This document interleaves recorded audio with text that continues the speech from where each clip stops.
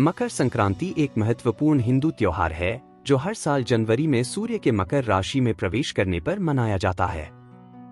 मकर संक्रांति 2025 को मंगलवार 14 जनवरी को मनाई जाएगी। यह त्योहार भारत में फसलों की कटाई के मौसम की शुरुआत का प्रतीक है और इसे देश के विभिन्न हिस्सों में अलग अलग नामों और परंपराओं के साथ मनाया जाता है। यह त्योहार नई फसलों के आगमन और सूर्य देव की पूजा के लिए महत्वपूर्ण माना जाता है। मकर संक्रांति के मुख्य पहलू। एक, सूर्य पूजा। यह त्योहार सूर्य देव की आराधना का दिन है। लोग स्नान, दान और पूजा करके अपनी कृतज्ञता व्यक्त करते हैं। 2, दान पुण्य। इस दिन दान पुण्य का विशेष महत्व होता है। तिल, गुड़, कंबल, अनाज आदि का दान किया जाता है। 3, तिल गुड़। मकर संक्रांति पर तिल और गुड़ से बनी मिठाई विशेष रूप से बनाई और बांटी जाती है। यह मिठास और रिश्तों में मजबूती का प्रतीक है। 4, पतंगबाजी। गुजरात, राजस्थान और महाराष्ट्र में पतंग उड़ाने का प्रचलन है। आसमान रंग बिरंगी पतंगों से भर जाता है। 5, पोंगल और लोहड़ी। दक्षिण भारत में इसे पोंगल और उत्तर भारत में इसके एक दिन पहले लोहड़ी के रूप में मनाया जाता है।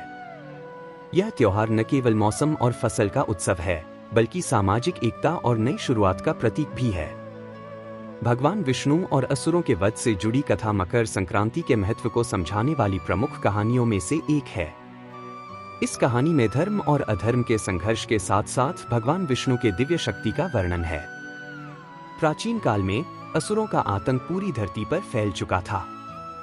असुर धर्म और सत्य के मार्ग से भटक गए थे और उन्होंने पृथ्वी पर हाहाकार मचा दिया।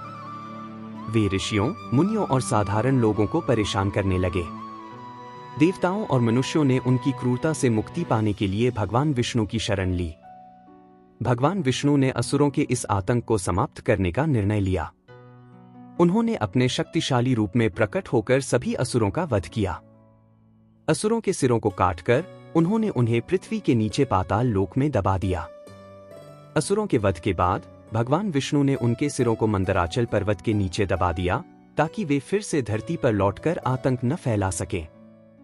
इस प्रकार भगवान विष्णु ने पृथ्वी को असुरों के आतंक से मुक्त किया और धर्म की स्थापना की। यह घटना मकर संक्रांति के दिन हुई थी। इसलिए इस दिन को बुराई पर अच्छाई की जीत और धर्म की विजय के प्रतीक के रूप में मनाया जाता है।